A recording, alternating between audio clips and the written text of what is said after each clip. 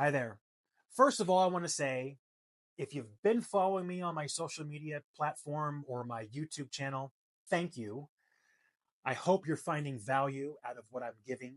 I hope it resonates with you, and I hope that you're using that in your everyday life, both personal and professional.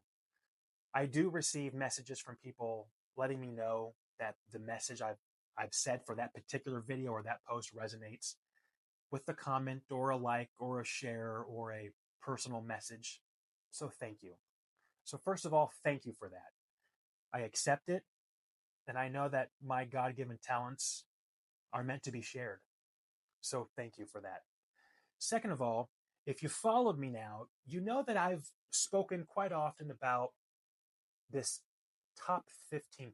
And so, at this moment in time, moving forward, it's going to be called the 15% Club. What is the 15% Club? Well, the 15% Club is comprised of folks in an organization, in any role, at any level, who knows their worth and their value.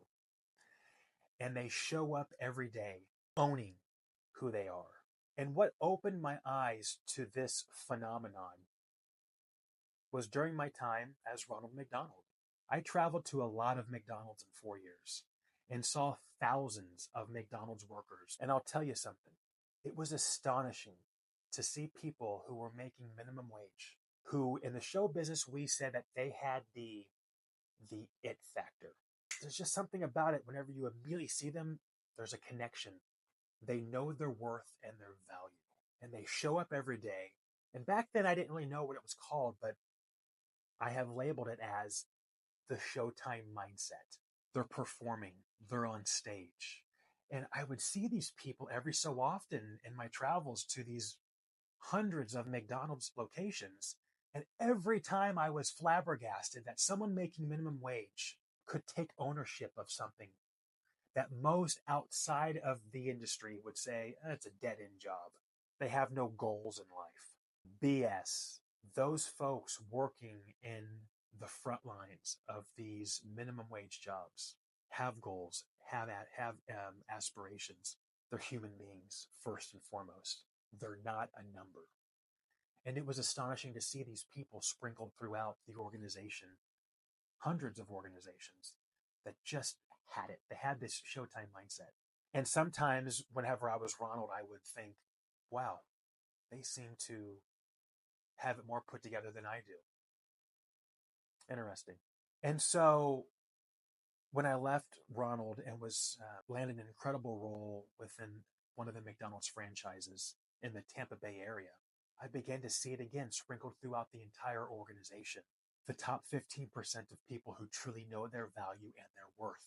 And it got me thinking, what if the entire organization could own it, could own their role, show up every day, showtime ready, and perform as if it's the greatest show on earth? There's something magical about that. Often we hear of people talking about teamwork. And in my keynote presentations now as a hospitality speaker, I don't talk about teamwork. Everyone else talks about teamwork. If a team is comprised of people who don't know their value and worth, it's physically impossible to show up every day and show love and compassion and kindness across the counter to your customer. I've been there. It doesn't work. When I would show up to work in a foul mood, people can tell. And in the hospitality world, the word hospitality is inviting strangers into your environment. And while that's great, so much of the time we don't see people taking ownership of their role to make hospitality work.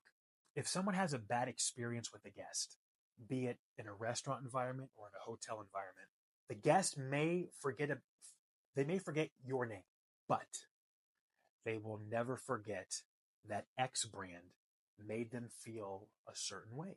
And so it's important for everyone in that team to function at a high level, to own who they are, own their role, and to have what I call the Showtime mindset. If you don't love yourself, how the hell do you expect to love somebody else? It's impossible. Again, I've been there. But when I began to show up and know the value of what Dustin Portillo brings to this particular role, it was a light bulb went off. When a team is comprised of folks who know their value and know their worth, then we can begin to have a functioning team. But if that team doesn't have this person functioning at a 10% or this one functioning at a 20%, the other three have to pick up the slack.